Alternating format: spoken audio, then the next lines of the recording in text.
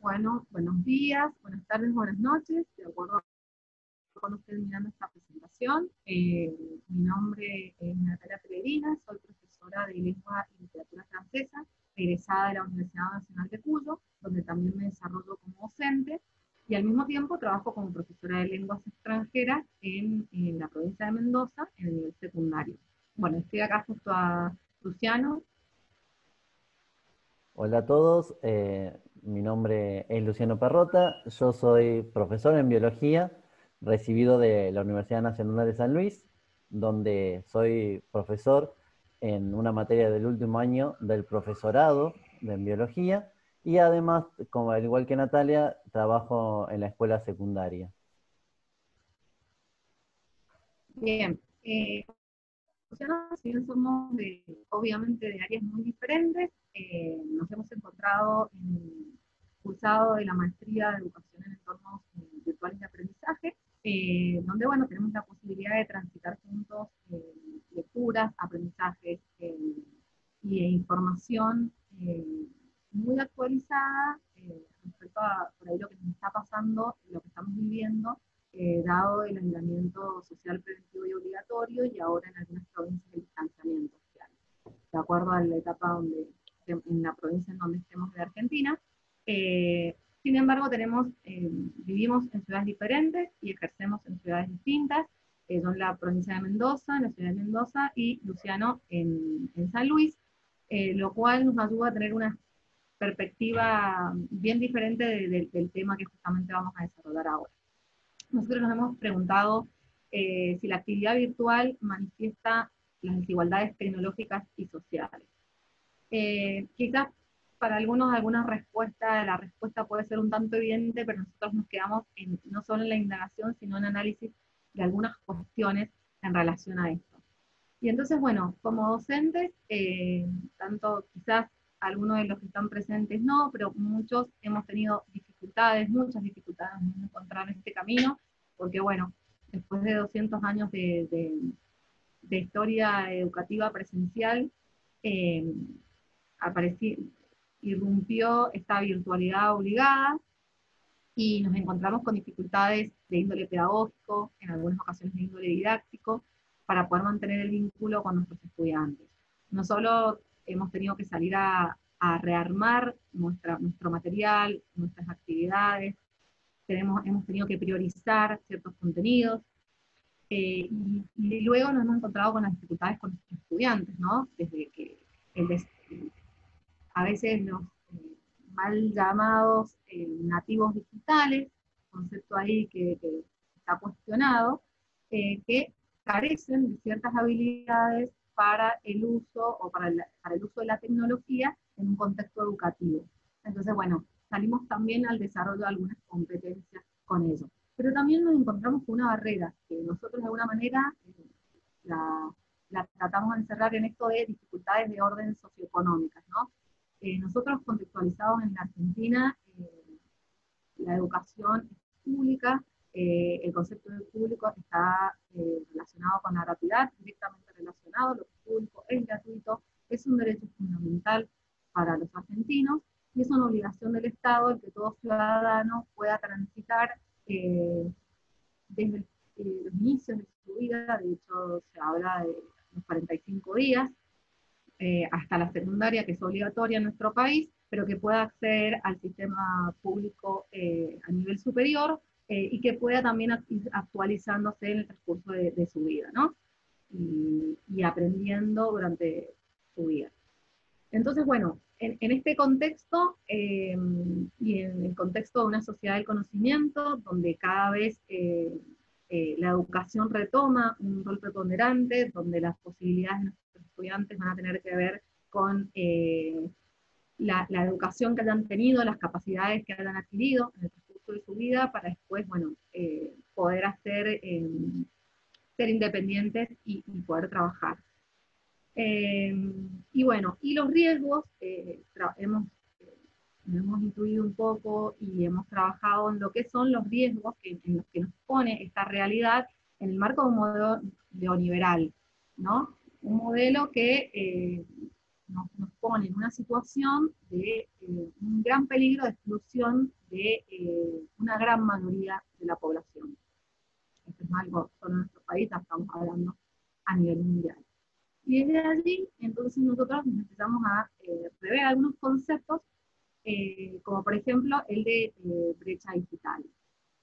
Y ahí nos explica Luciano. Sí, a ver, con respecto a lo que recién Natalia nombraba, esta cuestión de la exclusión que se produce como consecuencias del modelo económico neoliberal, ¿no? Esta exclusión en cuanto a lo digital o a lo tecnológico, estábamos tratando de ver si se relaciona directa o no, de forma directa, perdón, con la brecha digital. La brecha digital, hemos leído varios autores que la definen de forma similar y también diferente, y estas diferencias tienen que ver con respecto al lugar y desde el punto de vista que los distintos autores hablan de la brecha digital.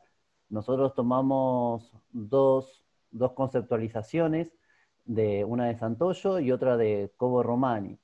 Las dos parecen distintas, pero en realidad tienen un punto en común, que bueno, las dos hacen referencia a esta cuestión de la separación que existe entre las personas, entre los individuos de una sociedad, con respecto al uso de las TIC, ya sea porque no tienen acceso o porque no tienen la capacidad para llevar a cabo la actividad necesaria.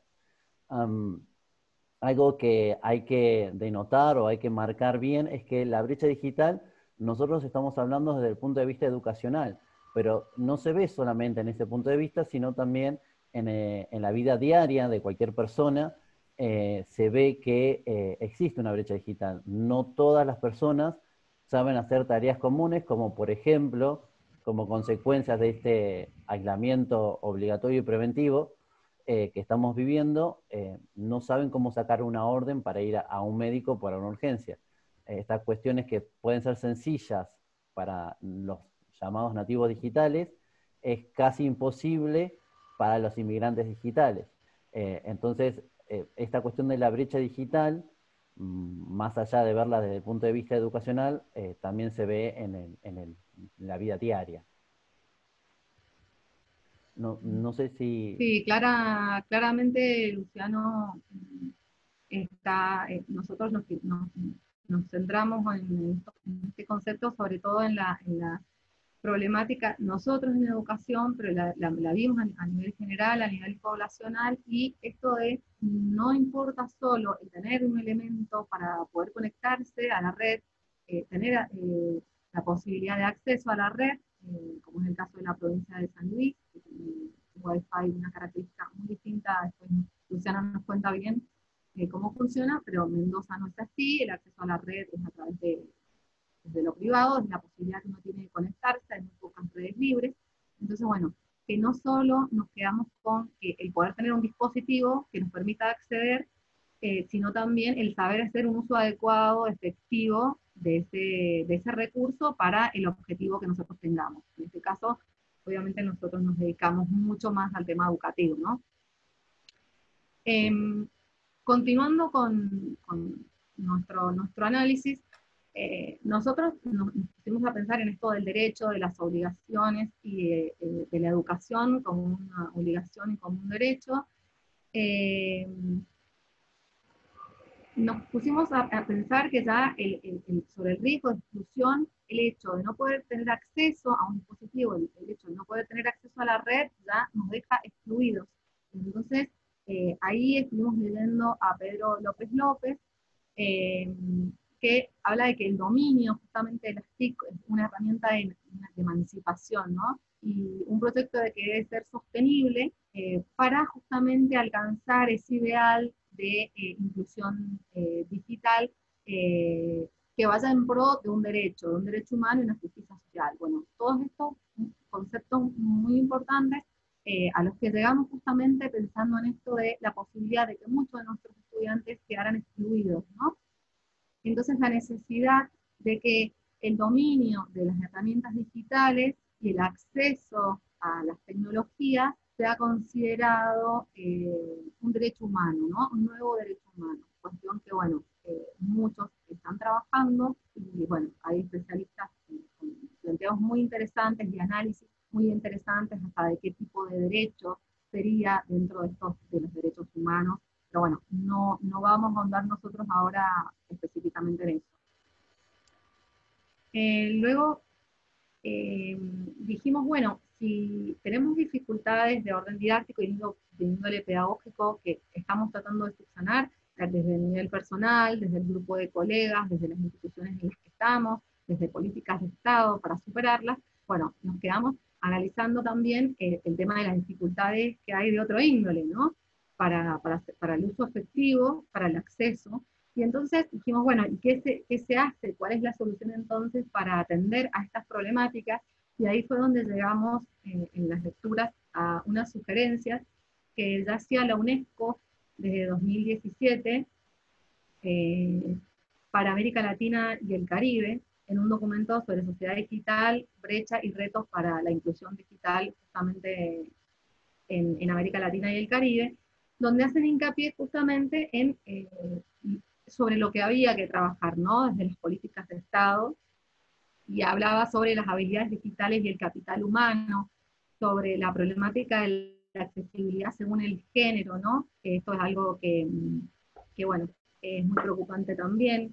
Seguimos en este ámbito con las dificultades que tienen las mujeres de manera diferente al hombre y otras comunidades, justamente para la accesibilidad, que no es la misma que la que tiene por ahí el hombre, atender a las demandas de quienes tienen menos recursos y el acceso a quienes presentan las discapacidades, ¿no? Esos eran eh, los espacios donde la UNESCO decía, bueno, sobre esto hay que trabajar, ¿no? Justamente para que no corramos el riesgo de exclusión de una gran mayoría. Algo que podemos recalcar con respecto a este documento de la UNESCO, la UNESCO siempre se basa en hacer análisis regionales, ¿no? Este análisis está hecho y está pensado solamente para América Latina y el Caribe. Y nuestro trabajo, o este trabajo que hicimos con Natalia, está enfocado en una región puntual de nuestro país, que es en la ciudad de Mendoza y en la ciudad de San Luis.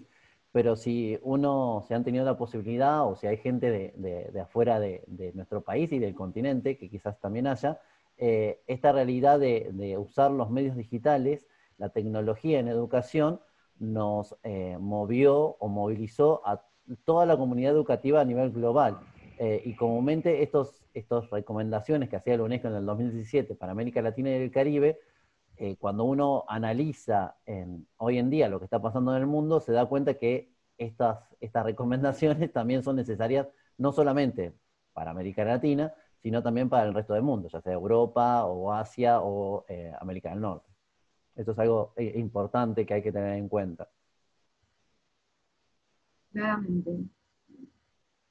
Luego, la UNESCO avanza en dar las recomendaciones justamente para poder evitar, digamos, que haya personas, cada vez más personas incluidas, más población incluida, y habla de trabajar sobre la conectividad en los establecimientos educativos de manera complementaria con reformas educativas e introducción de las tecnologías.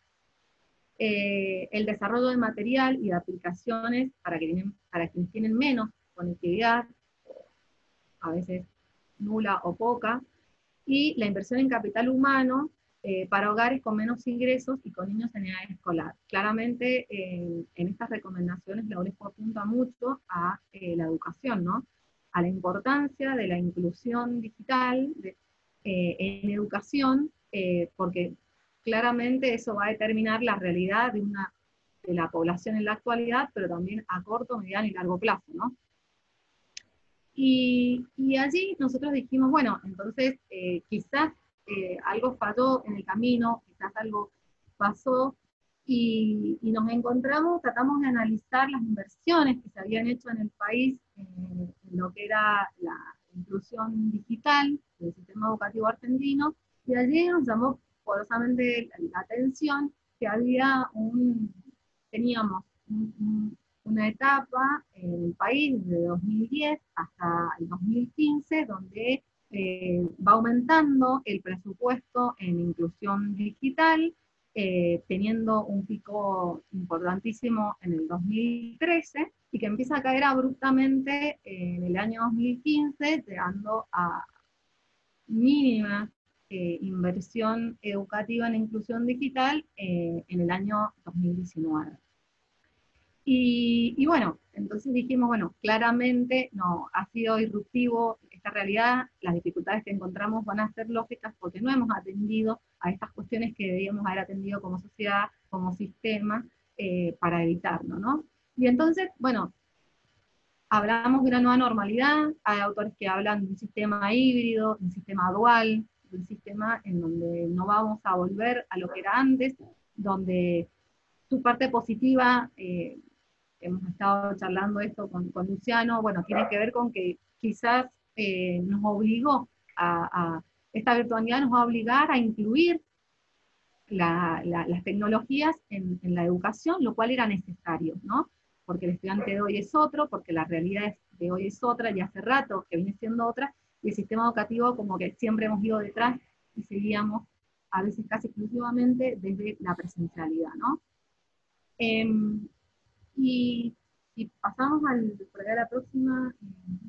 Algo importante con respecto a esto, y ahí es donde se nota o se marca bien la diferencia de las ciudades distintas que vivimos, esta cuestión de la política, ¿sí? La UNESCO solicitaba o recomendaba que las inversiones a esta cuestión digitalizar, de digital, a las instituciones, al gobierno y a la población en general, se aumente, sea mayor. En el caso de la ciudad de San Luis, bien digo, perdón, nosotros, como Natalia decía hace un rato, hablaba sobre esta cuestión de que a la provincia de San Luis se la conoce por el Wi-Fi gratis. Nosotros desde el 2010 tenemos la posibilidad de estar conectados a una red de internet pública de la cual no pagamos, por lo menos de forma directa, como servicio privado, como sí pasa en la ciudad de Mendoza. Otra de las cuestiones, en el 2010, para Argentina, fue cuando se lanzó el Plan Conectar Igualdad. Eso se ve en cómo va aumentando la incorporación de dinero a esta cuestión de la digitalización de la vida, de la educación. Y en el caso de Mendoza, como seguramente por ahí Natalia lo cuenta ahora, cuando el plan Conectar Igualdad se cerró, a ellos les pasó que se quedaron sin muchos recursos que en cambio en la ciudad de San Luis seguimos teniendo, ¿sí? Ya sea para la formación de docentes, para el alcance de computadoras o de tablets o de dispositivos electrónicos a los alumnos en general, que quizás en otras ciudades del país esto no pasa, que esas son como, no es por hacer cuestiones políticas, pero como la cuestión o las recomendaciones que la UNESCO dio en la provincia de San Luis se llevaron a cabo y quizás en otras provincias fue mucho más difícil. Sí, claramente, Luciano, en la provincia de Mendoza tuvimos, cuando cató el programa Conectar Igualdad, porque era un programa nacional, para que lo conocen, que basaba en el modelo 1 a 1, que permitía que llegara en muchas ocasiones por primera vez una máquina, una computadora, una PC a las casas. Tenía varios objetivos ese programa, entre esos algo muy importante que tenía que ver con la capacitación de los docentes. De hecho, fui beneficiaria de la especialización en educación y TIC, que se armaba en función de este programa, que venía acompañado de darle a todo docente y todo estudiante una netbook, ¿no? Una PC para estudiar, para llevar la escuela. Y bueno, cuando cae eso, porque nosotros tenemos un cambio de gobierno muy importante a nivel nacional, en el caso de la provincia de Mendoza va de la mano de un cambio también a nivel provincial, que coincide con el nivel nacional, cuestión que no sucede en la provincia de San Luis. Nosotros en Mendoza dejamos de tener ese programa, el programa cae y la provincia no retoma ningún tipo de programa para subsanar esa deficiencia que vamos a empezar a tener, esa computadora que no iba a estar en el chico que ingresara a nivel secundario, esa computadora que no va a estar en el nuevo docente que se incorporará al sistema.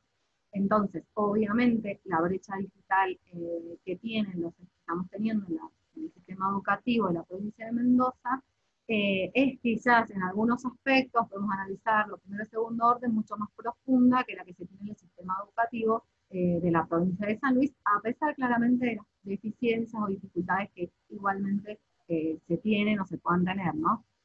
Sí, Pero bueno, esto enlaza un poco con que la provincia de San Luis no solo tiene la accesibilidad a Internet, sino que hizo otras cosas, Luciano, además de mantener el es programa.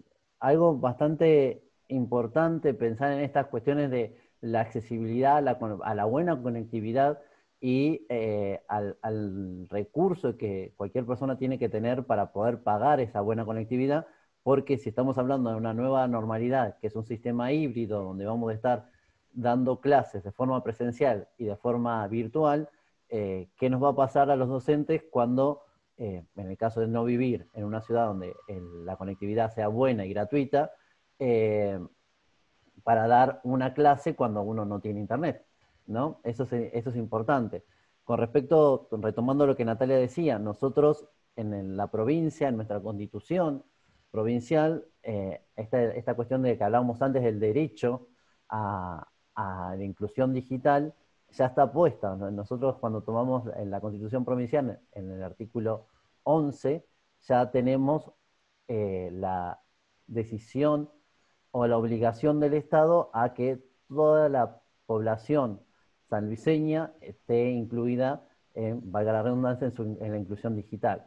Eso es algo importante y es algo que es como un puntapié inicial para que el resto de las provincias e inclusive el gobierno nacional también lo tome como ejemplo para seguir adelante. Bien, justamente, bueno, por eso hablábamos de que el hecho de vivir en distintas ciudades también nos ha dado perspectivas distintas. La inclusión digital, entonces, caemos en un nuevo este análisis, entendemos que debe ser considerado un nuevo derecho humano y ponerse a trabajar al respecto, ¿no? ¿Y con qué elementos? Bueno, primero, con el objetivo de acortar la brecha digital, supone tener políticas públicas sostenidas, ¿no? Que no cambien de acuerdo a una política de gobierno, sino que una política de Estado, que considere que la educación es un proceso amplio a lo largo de toda la vida y que, bueno, tenemos la incorporación de nuevos ciudadanos y que debemos también garantizar esa inclusión.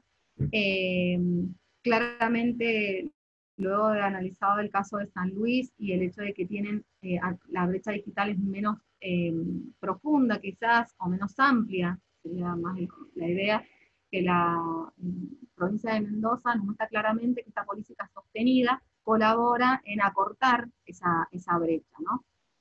Y insistimos en esto de la necesidad, y creemos fundamental, empezar con el puntapié inicial desde el derecho, ¿no? De considerarlo un nuevo derecho humano y que sea incorporado como tal en la organización eh, de las políticas de Estado, que sea incorporado a nuestra Constitución, sería lo ideal. ¿Por qué? Porque, bueno, justamente este nuevo sistema pedagógico híbrido, dual, nos va a dar una realidad. La realidad va a ser no solo el verse cara a cara, sino la virtualidad va a ser una realidad en el aprendizaje, en la enseñanza. Esto sigue avanzando y, bueno, tenemos otros interrogantes, ¿no? Como la acreditación, la continuidad, el aprendizaje, ¿no? La continuidad pedagógica. Y entonces, eh, la necesidad de dar respuesta a algo que es un derecho humano y por ende reconocerlo como tal, ¿no? Creo que un poco a lo que apuntamos es que para que considerar la inclusión digital como un derecho humano propone políticas educativas de Estado constantes y que trabajen en esto, y una inversión presupuestaria real y necesaria para la realidad que estamos teniendo hoy, la realidad que vamos a tener, dada la crisis económica que hemos tenido y la crisis profunda en la que está el sistema neoliberal. ¿Para qué? Para evitar justamente la exclusión de mayorías de la población, no solo en nuestras realidades provinciales, regionales y nacionales, sino también a nivel mundial. Y un poco, bueno, esto, nuevamente, bueno, responder a la pregunta, ¿no? A la pregunta inicial de la ponencia, creo que no queríamos quedarnos en el sí, efectivamente, hay riesgos de exclusión en el marco de estas realidades, sino, bueno, el que hacemos, ¿no? El que hacemos con eso, los cambios que tenemos que quizás llevar adelante nosotros a nivel pedagógico y didáctico, y nuestra capacitación, nuestra formación y la formación de los futuros docentes, sino esto de trabajar y solicitar que sea considerada la inclusión digital un derecho humano, con políticas de Estado sostenibles y constantes, y con la inversión presupuestaria necesaria. Bien, espero que haya sido interesante para todos esta ponencia, este trabajo. Y como bien decía Natalia, seguimos con la pregunta y dejamos preguntas abiertas para aquel que quiera continuar este tipo de investigación. Gracias a todos, hasta luego.